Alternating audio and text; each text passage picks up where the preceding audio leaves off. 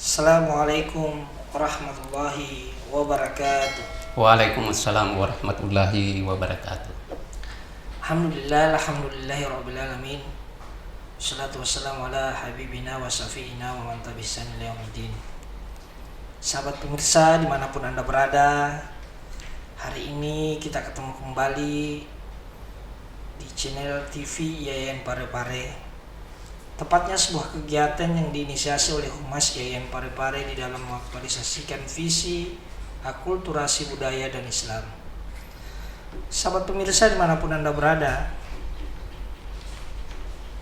hari ini kita kedatangan tamu yang merupakan tokoh, merupakan figur dan teladan Yayan Parepare. Beliau adalah Dr. Fikri MHI. Assalamualaikum Ustaz. Ya, waalaikumsalam. Sehat Ustaz? Alhamdulillah. Sahabat pemirsa dimanapun Anda berada, tak terasa podcast Ada atau Penderita Corong Moderasi Beragama sampai hari ini masih menghiasi ruang-ruang pemikiran, bertukar informasi terkait kegiatan-kegiatan yang berkaitan tentang agama, terutama di dalam aktualisasikan juga semangat dari Kementerian Agama di dalam menggaungkan moderasi beragama. Hari ini kita akan membahas tema terkait tentang radikalisme dan terorisme dalam perspektif maqasid syariah. Jadi Dr. Fikri MHI selain menjabat sebagai dosen syariah dan hukum Islam, beliau juga mengemban amanah selaku sekretaris Senat Yayan Parepare. Di dalam berproses hingga meraih gelar doktor, beliau peroleh dari S1 beliau di Sekolah Tinggi Agama Islam Negeri Watampone dengan prodi syariah, kemudian hukum keluarga pada tahun 2002 di Institut Agama Islam Negeri Alauddin Makassar, dan diakhiri pada prodi syariah dan hukum Islam di Universitas Islam Alauddin Makassar. Sekira banyak hal akan kita dengar dari beliau hari ini. Semoga apa yang menjadi pembahasan kita hari ini memberikan pemahaman, memberikan pencerahan, terutama sebuah hal yang baru yang mampu kita bahas dan kita pertanggungjawabkan di hari-hari kita nantinya. Kepada Ustadz, dengan ini kami silahkan. Ya, baik. Assalamualaikum warahmatullahi wabarakatuh. Waalaikumsalam warahmatullahi wabarakatuh. Yang kami hormati Rektor Yayan Parepare dan seluruh pimpinan, yang kami hormati Sivitas Akademik Yayan Parepare, dan juga yang saya hormati adalah Bapak Moderator. Alhamdulillah yang sudah mendampingi pada hari ini dalam hal untuk mengarahkan kegiatan acara ini. Alhamdulillah, innal hamdalillah wala haula wala quwata illa billah, wassalatu wassalamu ala asyrafil anbiya wal mursalin sayyidina Muhammadin wa ala alihi washabihi ajmain, amma ba'd. Alhamdulillah, puji syukur senantiasa kita panjatkan kehadirat Allah Subhanahu wa taala. Pada hari ini kita bersama-sama di tempat yang mulia ini dalam menyampaikan informasi-informasi yang bermanfaat untuk kemaslahatan umat, untuk kemaslahatan seluruh umat manusia, ya, sehingga dengan niat yang seperti itu, ya, kita senantiasa rela melepaskan segala kegiatan-kegiatan atau kesibukan-kesibukan yang lain dalam hal untuk menuju di tempat ini untuk menyampaikan informasi-informasi itu, ya, dalam rangka untuk memperoleh atau mengharapkan keridhaan dari Allah Subhanahu wa taala. Dan mari kita semua mengirimkan selawat dan salam atas junjungan Nabi kita, Nabi Muhammad SAW, Nabi yang senantiasa menjadi tauladan, Nabi yang senantiasa harus kita ikuti dari seluruh perilaku Rasulullah SAW di dalam aktualisasi kegiatan dan aktivitas kita sehari-harinya. Dan tentu juga pada kesempatan yang terhormat ini, kesempatan yang mulia ini, ya tema yang diamanahkan kepada saya pada hari ini adalah berbicara tentang radikalisme dan terorisme dalam perspektif maqasidus syariah. Ini adalah merupakan tema yang sangat, menurut saya sangat berat, Pak. Ada dua persandingan yang harus kita sinkronkan, yang harus kita hubungkan, ya, sehingga pertemuan ini nantinya akan bisa melahirkan suatu solusi di dalam menghadapi kehidupan berbangsa dan bernegara, ya, termasuk kita di Indonesia ini. Dalam hal untuk memulai kajian ini, ya, tentunya kita lebih merujuk atau mengacu dalam satu riwayat dari yang disampaikan oleh Rasulullah SAW. Ya, yang pertama adalah seorang Muslim atau bagi mereka yang menyatakan dirinya sebagai orang yang beriman, ketika melaksanakan ibadah salatnya itu, maka Rasulullah SAW menyebutkan bahwa akan terlihat dari tanda-tanda sujudnya. Ya, jadi tanda-tanda sujud yang dimaksud itu bukan berarti bahwa di jidat kita itu ada bekas yang hitam atau ada bekas-bekas kemerahan yang dimaksud oleh Rasulullah SAW. Tetapi bekas yang dimaksud di situ adalah ketika seseorang sudah melaksanakan dari ibadah salatnya itu dengan menunjukkan tanda-tanda yang ada di dalam dirinya, tentu dengan, ya, tanda-tanda yang dimaksud itu adalah, ya, membawa implikasi dari ibadah salatnya itu untuk mewujudkan dirinya, untuk menunjukkan dirinya sebagai seorang yang beriman dengan aktualisasi perilaku-perilaku yang humanis, perilaku-perilaku yang mencintai sesamanya, ya, perilaku-perilaku yang mengedepankan cinta, kasih sayang, dan keselamatan di antara manusia-manusia yang lain. Nah, ini yang dimaksud di dalam hadis Rasulullah SAW dari tanda-tanda salat itu. Karena kalau misalnya dengan kontras antara ibadah salat dengan perilakunya, maka ya itu bisa dipertanyakan dengan ibadah salatnya. Ya, tentu nanti ini akan saya bawa ke pembahasan kita tadi itu, bagaimana kita melihat dalam radikalisme dan juga terorisme, ya, di dalam kehidupan kita ini. Ya, kemudian selanjutnya selain dengan riwayat yang seperti ini yang saya sampaikan, tentu juga dengan kita banyak juga belajar dari beberapa riwayat yang lain seperti Rasulullah SAW, ya, di dalam satu riwayat beliau selalu didustakan oleh seorang orang tua Yahudi yang buta. Ya, ketika Rasulullah Shallallahu Alaihi Wasallam itu ya berhadapan dengan orang tua buta Yahudi ini, ya orang tua buta Yahudi itu dia tidak segan-segan untuk berteriak.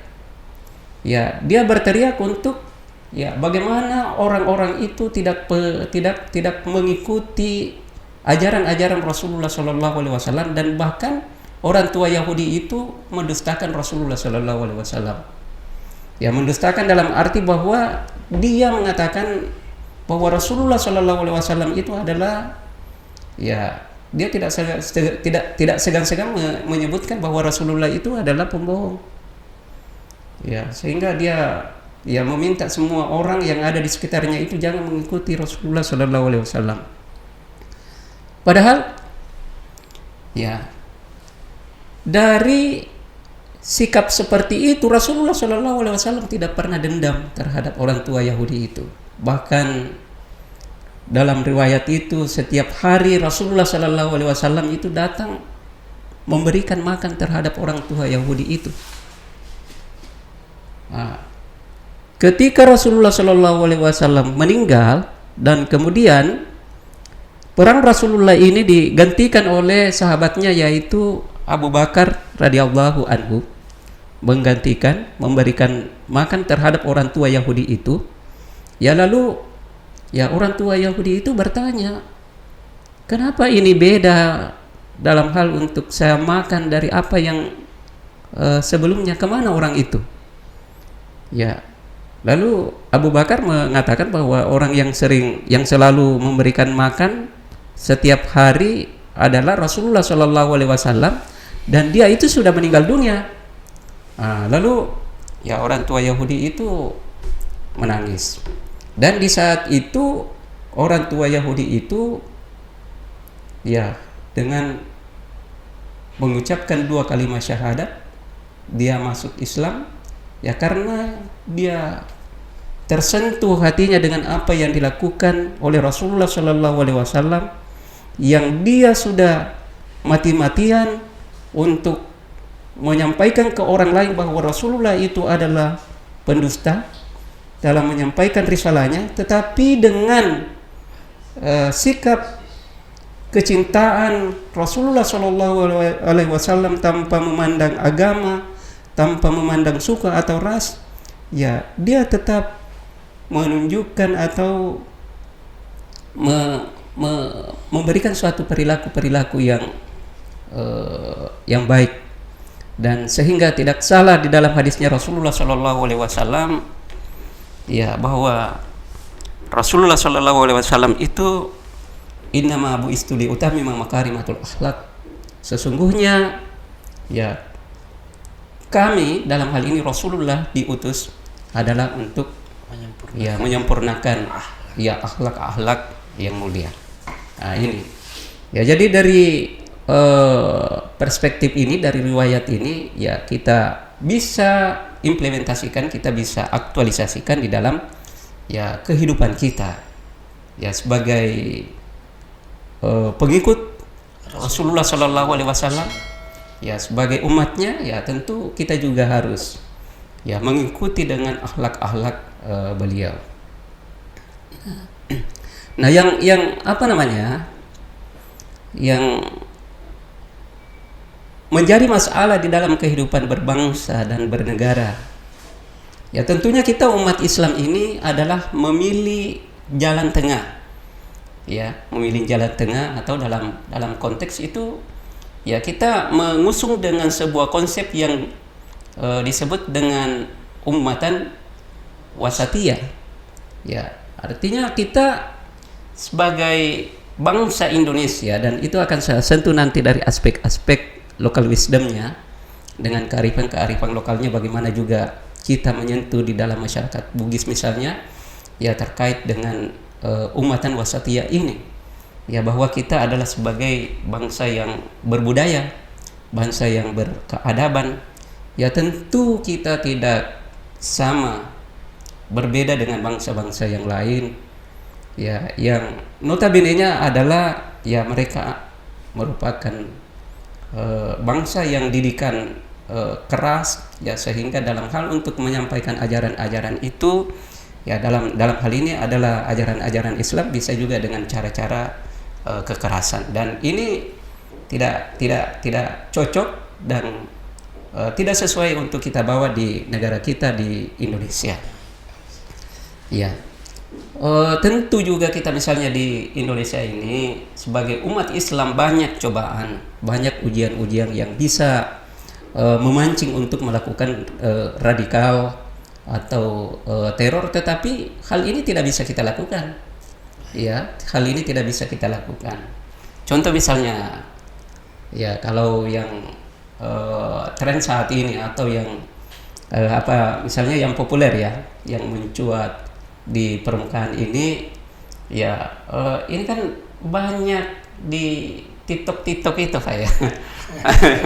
Ya, misalnya ada, tidak perlu saya menyebut namanya, ada artis yang bisa memancing emosi umat Islam, seperti dia melecehkan tentang niat sholat maghrib ini.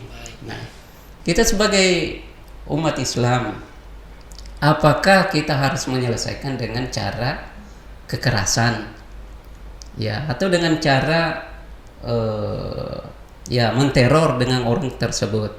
Ya, tentu itu sudah tidak relevan, tidak sesuai dengan ajaran-ajaran Islam, dan disinilah kita harus menunjukkan sebagai, ya, umat Islam adalah kita harus mengedepankan ajaran ini sebagai rahmatan lil alamin, rahmat bagi seluruh alam.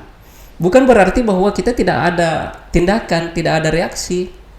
Ya, tentu ada juga upaya, tetapi upayanya itu bukan dengan cara radikal, bukan dengan cara kekerasan.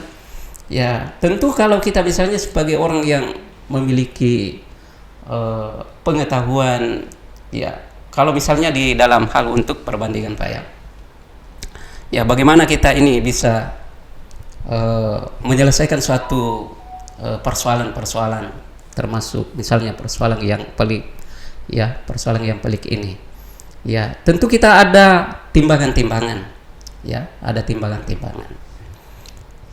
Timbangan itu yang bisa kita gunakan itu ada dua. Yang pertama adalah timbangan otak, dan yang kedua adalah timbangan otot. Ya, jadi di sini dalam hal untuk menyelesaikan persoalan itu, ya, yang mana kita dahulukan, yang mana kita utamakan, apakah dengan timbangan ototnya yang lebih berat daripada timbangan otaknya? Ya, tentu kalau kita misalnya kita di dalam hal untuk menyikapi atau menyelesaikan persoalan itu adalah, ya, kita tidak seperti itu, bahwa kita harus menyelesaikan dengan cara dengan menggunakan otot, tetapi ya, bagaimana kita harus menyelesaikan suatu persoalan itu dengan menggunakan otak, ya, sehingga dengan hal-hal yang seperti ini bisa kita mengaktualisasikan, mewujudkan Islam itu sebagai rahmatan lil alamin, dan juga, ya, kita sebagai negara yang bisa menjadi destinasi, ya, menjadi tujuan moderasi di antara negara-negara yang ada di seluruh dunia ini. Dan kemudian, ya, dengan sikap-sikap yang seperti ini, ya, tentu kita sebagai umat Islam di Indonesia tidak terpancing seperti itu, dan kita tidak terlepas dengan cita-cita untuk mewujudkan negara kita adalah negara sebagai baldatun thayyibah wa rabbun ghafur. Ini yang kita yang kita cita-citakan di dalam kehidupan berbangsa dan bernegara. Ya,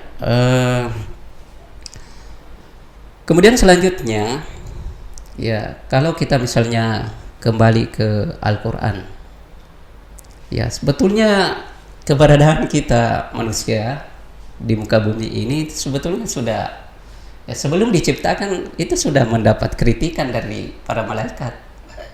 Iya, sudah mendapat kritikan bahwa untuk apa manusia itu diciptakan, ya Allah, ya, sementara mereka itu hanya untuk menumpahkan darah saja. Ya seperti yang kita lihat di dalam surah Al-Baqarah, yaitu ketika Allah Subhanahu wa taala berfirman, wa idz qala rabbuka, ya bismillahirrahmanirrahim, wa idz qala rabbuka lil malaikati inni ja'ilun fil ardi khalifatan. Ya, ini di dalam surah Al-Baqarah Pak ya. Ya. Ini ayatnya itu ya, supaya saya tidak salah-salah menyampaikan ayatnya ini. Ya, wa iskala rabbuka lil malaikati inni jailun fil ardi khalifatan qalu ataj'alu fiha ma yufsidu fiha wa yasfiku dima'a wa nahnu nusabbihu bihamdika wa nuqaddisu laka qala inni a'lamu ma la ta'lamun. Ya, ini kan di dalam ayat ini ketika Tuhanmu menyampaikan kepada para malaikat bahwa sesungguhnya ini, maksudnya adalah sesungguhnya saya ini Allah ya hendak menciptakan khalifah di muka bumi ini. Kala ataja'alu fiha ma yufsidu, lalu ini dari protes malaikat, kalau ataja'alu, ya Tuhan, untuk apa lagi untuk menciptakan manusia itu di muka bumi ini? Bukankah dia itu yang pekerjaannya hanya menumpahkan darah? Ya, menumpahkan darah. Kemudian selanjutnya lalu Allah Subhanahu wa taala berfirman, qala inni a'lamu ma la ta'lamun, sesungguhnya saya mengetahui dari apa yang engkau ketahui. Nah, ini. Jadi artinya memang ya kita ini manusia ya, dengan ayat ini, merujuk dari ayat ini, ya tentu bahwa kita ini adalah diragukan eksistensi kita di muka bumi ini. Ya, apakah itu ya bisa mewujudkan, menciptakan suatu kedamaian, keselamatan, ketenangan, dan inilah di dalam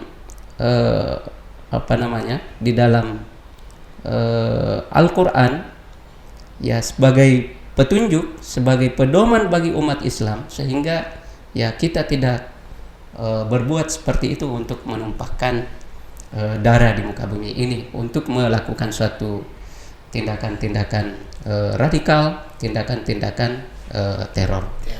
Nah, tindakan teror itu ya misalnya sudah beberapa dan banyak sekali peristiwa-peristiwa yang sudah terjadi di negara kita, di Indonesia, yaitu sudah tidak terhitung, mulai dari bom Bali misalnya, kemudian di Jakarta, Sarina, ya kemudian di Makassar, ya itu adalah merupakan teror-teror yang dilakukan oleh orang-orang yang sebetulnya sangat diragukan apa misi mereka. Ya, dan tentu kalau dengan misi untuk jihad, berarti itu adalah sudah menyalahi dari jihad seperti apa yang dikonsepsikan di dalam Islam. Sebab jihad dalam arti itu bahwa bagaimana kita bisa menciptakan sebuah keselamatan, kebahagiaan, ketenangan, sementara dengan aksi teror itu adalah sebuah aksi yang bisa menyebabkan orang-orang itu tidak tenang. Ya, kemudian selalu ada kekhawatiran dan rasa takut. Padahal di dalam Islam ini tidak boleh ada sikap-sikap yang seperti itu, tindakan-tindakan yang seperti itu untuk menakut-nakuti orang, untuk mengancam orang, apalagi sampai dengan menghilangkan jiwanya. Ya, menghilangkan jiwanya. Nah, bagaimana kalau kita misalnya kita melihat dari perspektifnya dari Maqasidus Syariah terkait dengan radikalisme, terkait dengan terorisme ini misalnya. Ya, kalau di dalam Maqasidus Syariah itu, ya maqasid itu maksudnya ya adalah tujuan Allah, ya tujuan Allah untuk ya tujuan Allah untuk membuat suatu syariah, ya membuat suatu hukum. Sehingga ini disebut sebagai suatu maqasid karena adalah ya kita mau melihat di dalam tujuan syariah itu seperti apa. Ya, dari maqasid syariah itu bahwa tujuan Allah untuk membuat syariat itu ya tentu dengan untuk mewujudkan suatu kemaslahatan dan juga menghilangkan suatu kemudaratan, menghilangkan suatu kerusakan. Ya, seperti sehingga tidak salah misalnya kalau kita bisa melihat dan lebih banyak membaca tentang maqasidus syariah ini, seperti karya-karya yang sangat monumental dari karyanya Asy-Syatibi, Abu Ishaq Asy-Syatibi, ya dalam kitabnya misalnya dalam kitab Al-Muwafaqat itu, ya di situ Asy-Syatibi menyebutkan bahwa maqasidus syariah itu adalah mura'atul masalihil ibad bijalbil masalihil wadaril mafasidi, ya bahwa untuk mewujudkan dari hajat manusia itu adalah tentu untuk mengedepankan kemaslahatan dan juga ya melepaskan atau menghindari dari segala kerusakan.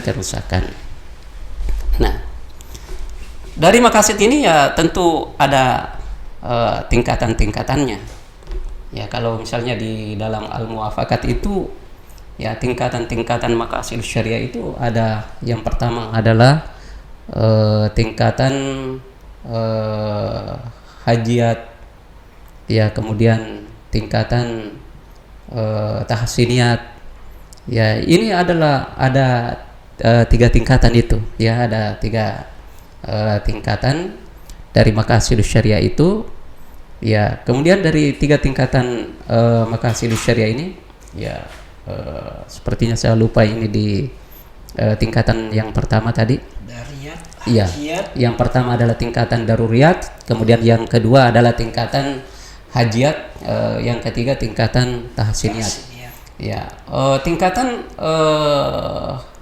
daruriyat itu tadi ya adalah di sini jika kebutuhan manusia itu harus dipenuhi, ya. Jika kebutuhan manusia itu harus dipenuhi, karena jika tidak terpenuhi maka akan mendatangkan suatu kerusakan.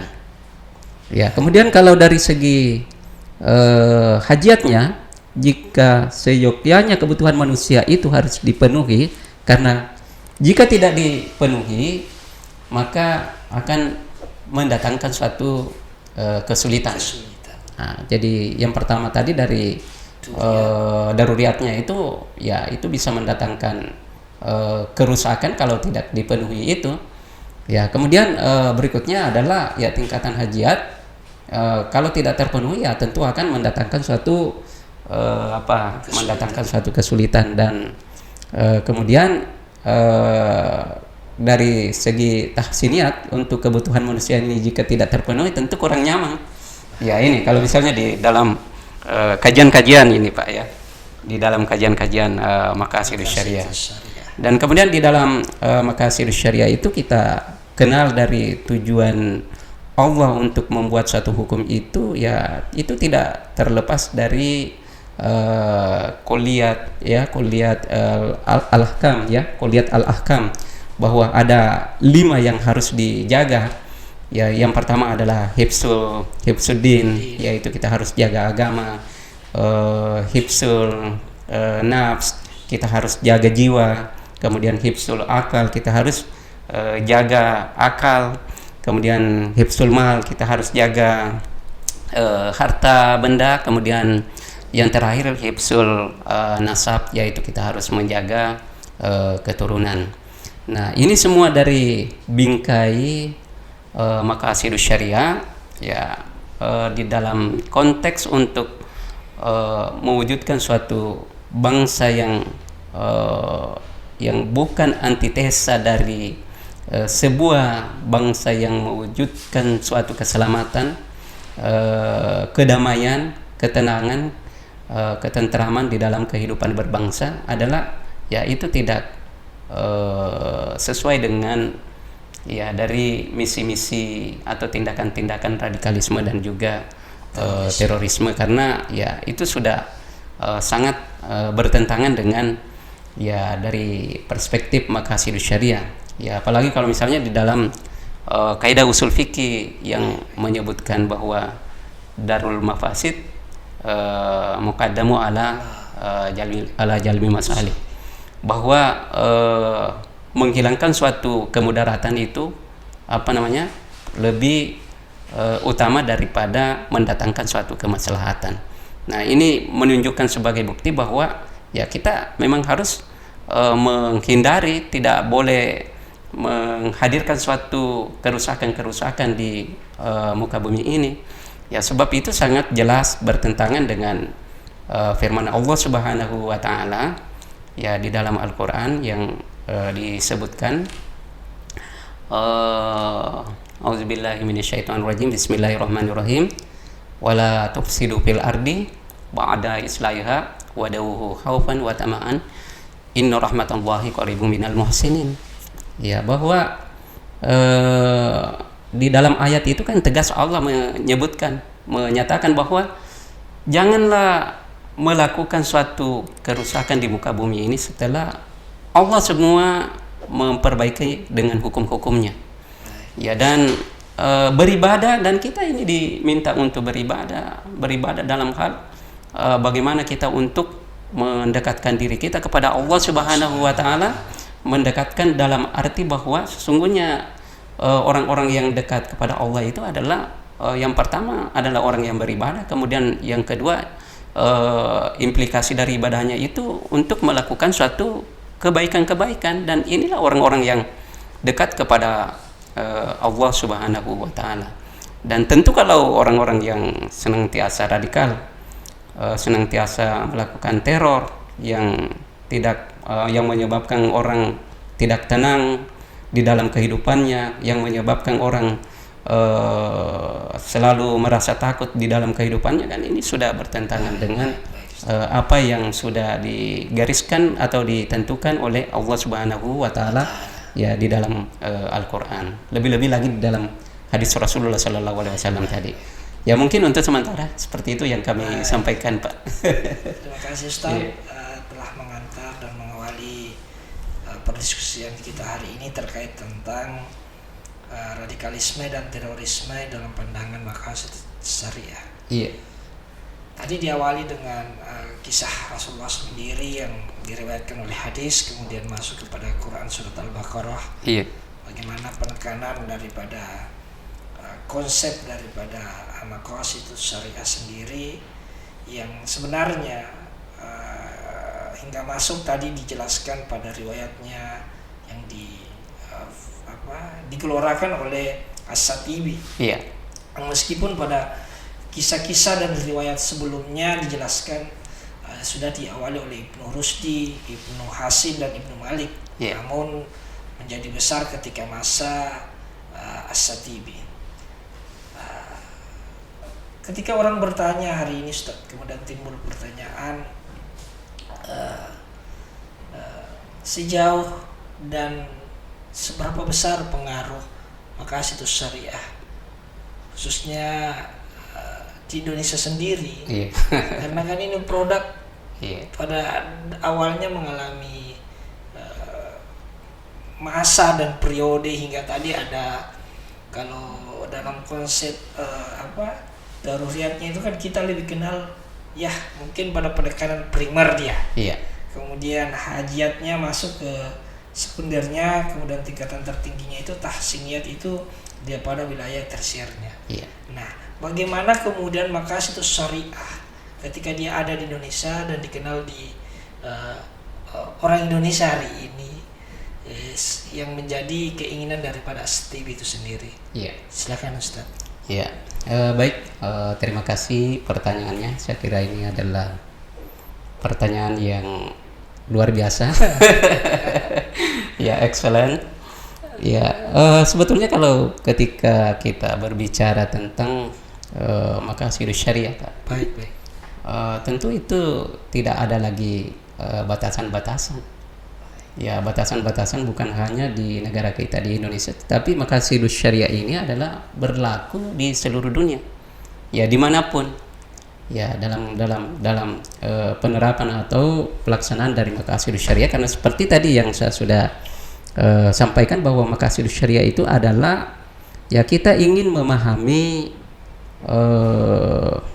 memahami tujuan Allah untuk membuat suatu hukum, untuk membuat suatu syariat. Ya, membuat suatu syariat. Nah, untuk memahami dari Maqasidus Syariah ini, ya tentu kita tidak bisa keluar dari 3 hal itu, Pak. Ya, yang pertama adalah kita memahami Maqasidus Syariah ini dari aspek hikmahnya. Ya, pertama adalah dari aspek hikmah. Kemudian kita memahami Maqasidus Syariah itu dari aspek maslahat. Dan yang ketiga adalah kita memahami Maqasidus Syariah dari aspek illat. Ya. Kalau kita misalnya dalam hal untuk melihat Maqasidus Syariah dari aspek hikmah, maka di situ kita akan bisa melihat tujuan dari syariah itu untuk dipertahankan atau ditiadakan. Ya, dipertahankan atau ditiadakan, maka ini identik dengan masyakkah. Ya, identik dengan kesulitan-kesulitan. Apakah di dalam Allah di dalam membuat syariat itu adalah untuk untuk menetapkan suatu hukum sekaligus dengan sekaligus juga menyertai dengan masyakkahnya, dengan kesulitannya? Ya tentu itu tidak. Ya tentu itu tidak. Nah, dari tingkatan daruriyatnya tadi, ya, dari tingkatan daruriyatnya tadi, kalau misalnya kebutuhan-kebutuhan manusia ini tidak terpenuhi, maka akan melahirkan suatu kerusakan. Nah, kita melihat dari aspek tindakan-tindakan radikalisme, tindakan-tindakan terorisme. Ya, apakah dengan tindakan radikalisme dan juga terorisme itu mendatangkan suatu maslahat? Ada kebaikan-kebaikan yang diperoleh di situ, yang dirasakan oleh umat manusia? Ya tentu ini tidak, kontras dengan apa yang sudah yang ditetapkan, yang ditentukan di dalam Maqasidus Syariah, dari tujuan Allah untuk membuat hukum itu, membuat syariah itu, bahwa Allah itu tidak menginginkan suatu kesulitan, masyakkah, tidak menginginkan suatu kerusakan-kerusakan di dalam kehidupan umat manusia. Nah, kemudian juga dari aspek maslahatnya, bahwa untuk penerapan dan pelaksanaan syariah itu, bahwa itu seperti tadi yang disebutkan, bahwa itu harus mengutamakan, mengedepankan maslahah, mengedepankan kebaikan-kebaikan, dan juga menghindari dari suatu kerusakan-kerusakan. Nah, kalau misalnya kita melihat di dalam ranah di dalam wilayah kita di Indonesia, ya itu tidak ada batasan dari suatu wilayah teritorial, dan tidak ada juga batasan waktu dan zaman untuk penerapan Maqasidus Syariah ini. Ya, seluruh zaman itu, bahkan sepanjang hidup manusia itu berlaku terus-menerus, berlangsung terus-menerus. Dan kemudian kalau seperti tadi yang saya sudah sampaikan,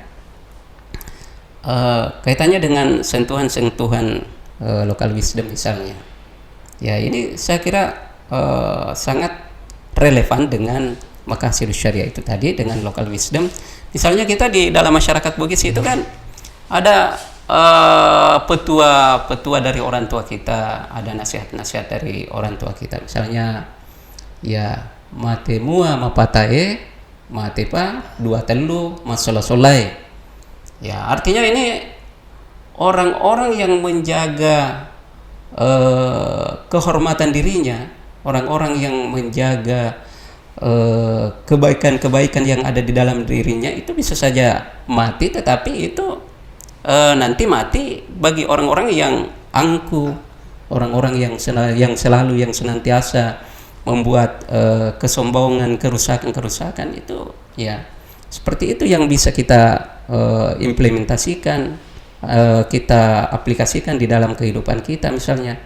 Ya seperti juga misalnya kalau kita tidak salah juga dengan tagline kita di Yayan Parepare, itu juga yang kita bisa menjadi sebagai orang yang humanis, orang yang mencintai kedamaian, keselamatan, ketenangan di antara kita semua, kan itu melebihi warekadan nama keadaan pena.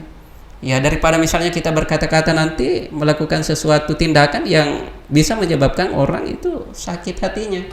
Ini yang harus kita yang harus kita jaga di dalam kehidupan kita ini. Ya demikian halnya dengan misalnya kita di dalam masyarakat Bugis Pak ya.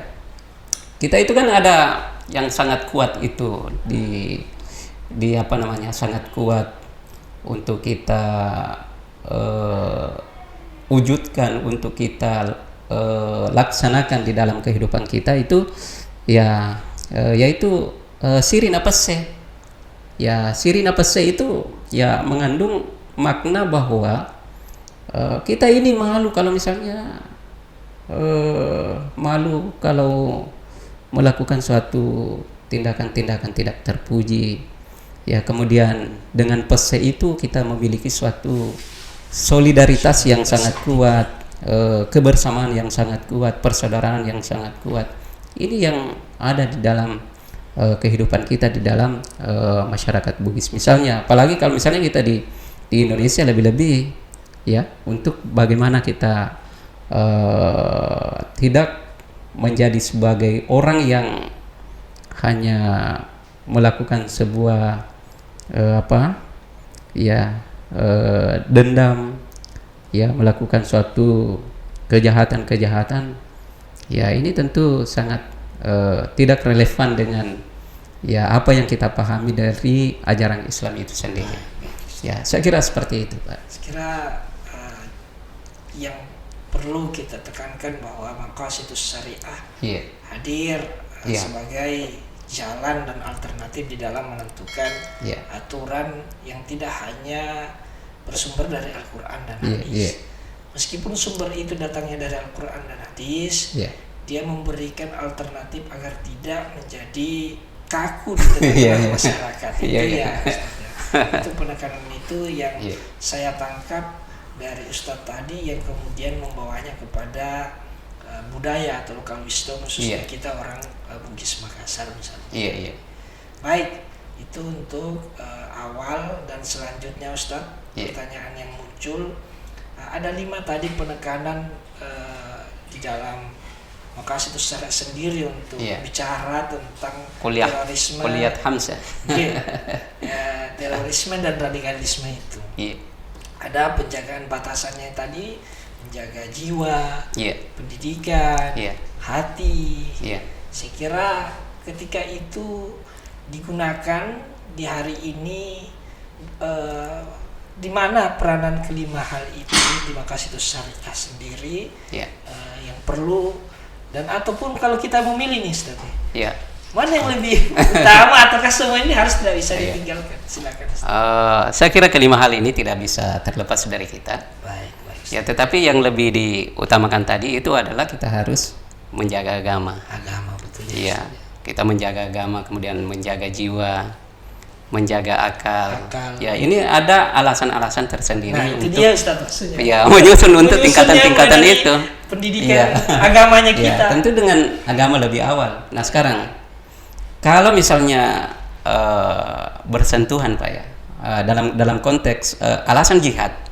Alasan jihad untuk membela agama, sehingga ya muncul dengan tindakan radikal dan juga teror misalnya.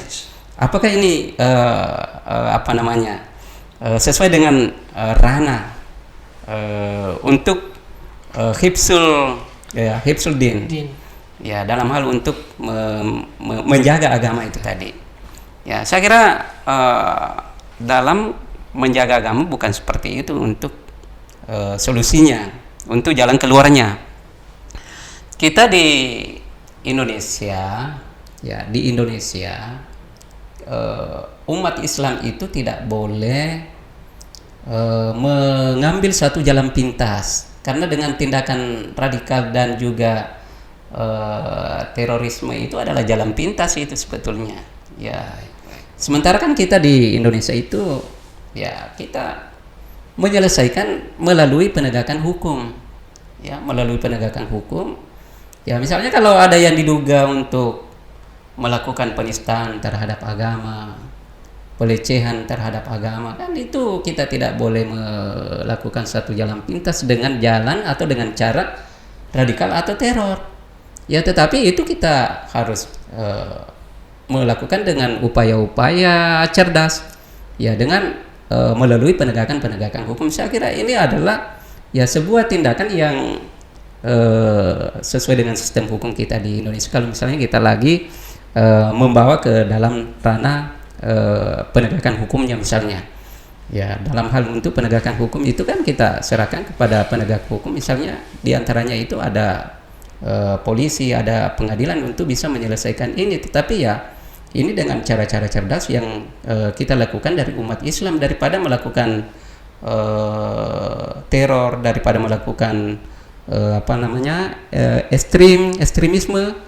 Ya kerusakan kan ini adalah sebuah tindakan yang tidak sesuai dengan, apalagi kalau misalnya dalam falsafah kita adalah Pancasila. Ya itu kan tidak seperti itu.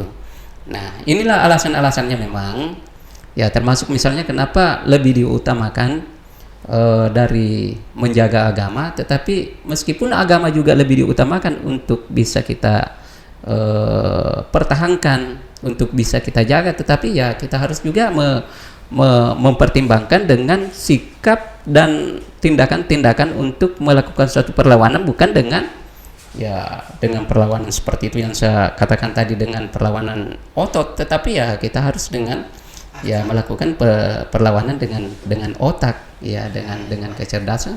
Ya kita serahkan kepada pihak-pihak yang berwajib untuk menyelesaikan ini. Saya kira itu adalah cara-cara cerdas dalam hal untuk menciptakan, ya pertama adalah kita mencintai keselamatan, apalagi kita ini di dalam Islam itu sendiri kan ya adalah agama yang memang yang berarti keselamatan.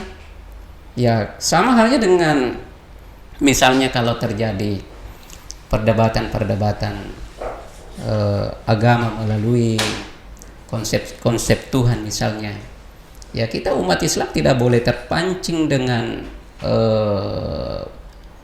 ejekan-ejekan di luar dari Islam misalnya. Ya tetapi bagaimana kita bisa merespon dengan cara damai seperti tadi apa yang dilakukan oleh Rasulullah, ya dengan cara-cara yang seperti itu kita bisa menunjukkan sebagai Islam sebagai rahmatan lil alamin. Ya dengan cara-cara itu kita bisa mengajak mereka untuk bisa bersyahadat dan mereka bersimpati terhadap Islam, bukan dengan dalam arti begitu ada masalah lalu kita sebagai umat Islam itu muncul untuk menunjukkan reaksi-reaksi yang keras misalnya. Ini saya kira itu tidak tidak sesuai dengan apa yang digariskan di dalam Islam. Siap. Saya kira konteks kedua ini lebih mengutamakan bahwa di dalam konsep maqasidus syariah ada tingkatan-tingkatan yang sifatnya memang juga tidak bisa ditinggalkan. Di mana diawali tadi pada konsep agama dan diakhiri pada konsep harta. Jadi ada prioritas yang nantinya masuk lagi kepada tiga ilat tadi ya Ustaz yang duriat, jihad dan taksiatnya. Jadi saya kira berbicara tentang maqasid berarti kita tidak akan pernah lepas juga dari Al-Quran dan hadis. Itu yang lebih utama. Itu adalah sumber utama. Sumber utamanya. Sumber utama dari maqasidus syariah. Baik Ustaz. Saya kira terakhir kalau kita memang juga lihat kisah dan sejarahnya bagaimana kekuatan As-Satibi ini yang menjadikan fenomenal hingga hari ini, meskipun diviralkan kembali dengan imam masjid Mesir hari ini lagi, yang kemudian bicara tentang bahwa ternyata ada dua penekanan dan penegasan di dalam Maqasidus Syariah sendiri. Dia bukan hanya pengendalian diri, tapi juga dia bisa menjadi konteks penegasan di dalam menentukan hukum-hukum agama. Nah, yang terakhir nih, Ustaz. Kira kita ingin berlama-lama, tapi kami berharap bahwa podcast ini bukan menjadi batasan kita untuk saling bersilaturahim, untuk saling sharing, Kak. Informasi di ruang-ruang yang lain. Kami berharap Ustadz ingin menerima kami. Nah, kesimpulan untuk hari ini, Ustadz, yang bisa diberikan kepada kita secara singkat, konteks daripada terorisme dan radikalisme yang kami tanggapi, bahwa seorang Islam harus mampu melihat zaman dan zaman agar tidak kaku melihat konteks Al-Quran dan hadis, sehingga reaksi-reaksi yang dilakukan di dalam tengah-tengah masyarakat tidak berujung kepada terorisme dan radikalisme. Nah, kesimpulan yang perlu kami bawa atau sahabat pemirsa bisa ambil hari ini, Ustaz.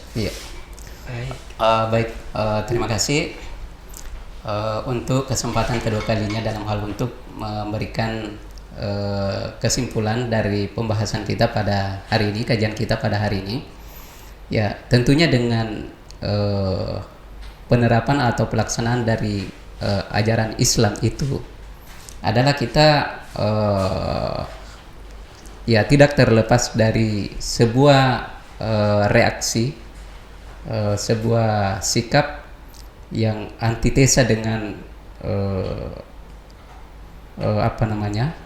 antitesa dengan radikalisme, ya terorisme. Karena radikalisme dan juga terorisme itu tentu menciptakan suatu ketidaktenangan, ya, menciptakan suatu kekhawatiran dan juga ya ketakutan di dalam kehidupan masyarakat, ya apalagi di dalam kehidupan berbangsa. Ya, sebagai orang yang beragama, terutama kita sebagai orang yang beragama Islam, ya tentu kita sebagai umatnya, ya sebagai pemeluknya adalah ya umat yang mencintai keselamatan, mencintai kasih sayang, ketenangan, kebahagiaan dan kesejahteraan di antara kita semua. Jangan dengan melakukan suatu ya kerusakan-kerusakan, melakukan suatu ya tindakan-tindakan teror yang menyebabkan orang tidak tenang. Dan tentunya inilah yang menjadi tujuan Allah untuk membuat dari syariat itu sendiri. Jangan kita membuat suatu kesulitan, apalagi mempersulit suatu kehidupan. Ya, dengan Maqasidus Syariah ini, sesungguhnya Allah Subhanahu wa taala itu dengan membuat syariat ini adalah untuk kebahagiaan umat manusia, untuk keselamatan umat manusia. Ya, dengan adanya suatu taklif yang ada di dalamnya. Taklif itu adalah sebuah beban. Ya, tetapi kalau misalnya kita di dalam umat Islam itu, ya di dalam maqasid, ya kita pahami sebagai salah satu bagian dari maqasid itu adalah duhul mukallaf tahtal ahkam syar'iyyah, bahwa dari muatan tentang maqasidus syariah itu adalah kita tidak keluar dari suatu taklif yang menentukan atau yang menunjukkan bahwa manusia itu adalah merupakan suatu objek, ya merupakan suatu objek hukum yang dalam arti tidak ada pengecualian dan tidak ada diskriminasi dalam menjalankan atau dalam melaksanakan ajaran-ajaran agama yang di dalamnya terdapat sebuah taklif. Tetapi itu pun dengan taklif yang ada, ya beban yang ada di dalam ajaran agama kita itu, ya tentu dengan wadu syariah lil taklifi, ya maksudnya bahwa tentu dengan adanya tujuan syariat itu ya dengan dengan disandingkan dengan suatu taklif itu adalah ya disesuaikan dengan kemampuan manusia itu sendiri. Ya tidak boleh melebihi dari beban dari manusia itu yang bisa menyebabkan suatu kesulitan di dalam kehidupannya. Nah, seperti ini ya, kita sebagai manusia jangan kita mempersulit kehidupan, apalagi dalam hal untuk melakukan tindakan-tindakan seperti kekerasan, ekstremisme, ya radikal dan teror di dalam kehidupan kita. Ya apalagi kalau kita misalnya di negara Indonesia itu sudah ya tidak ada tempat untuk bisa tumbuh dengan pemikiran, pemahaman ataupun dengan sikap-sikap yang seperti ini. Ya, saya kira seperti itu yang kami sampaikan dalam kesempatan ini, dan selanjutnya kami kembalikan kepada Bapak Moderator. Baik, terima kasih sekali lagi Ustadz. Semoga apa yang disampaikan hari ini bernilai ibadah buat kita semua, terkhusus sahabat pemirsa dimanapun berada yang mendengarkan podcast Ada Tepan Cerita ini, menjadi sebuah semangat dan spirit di dalam memahami terkhusus tema kita hari ini, yaitu terkait tentang terorisme dan radikalisme, perspektif Maqasidus Syariah. Untuk mengakhiri kegiatan kami hari ini, dalam hukum dijelaskan dalam satu kutipan oleh kitab As-Satibi bahwa di dalam penentuan kitab Al-Muwafaqat, Al-Muwafaqat, dia menjelaskan bahwa konsep memahami hukum bukan hanya pada wilayah bahasa saja, tetapi dia pada wilayah spirit atau rohnya. Semoga hari ini ada hal yang membingungkan, banyak hal yang menjadi kita penasaran, tapi semoga spirit itu yang menjadi kekuatan kita ke depan untuk menentukan dan menjaga keutuhan bangsa dan negara kita.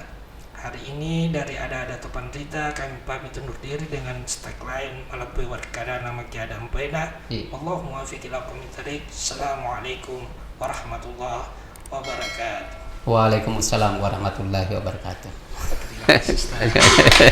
Alhamdulillah.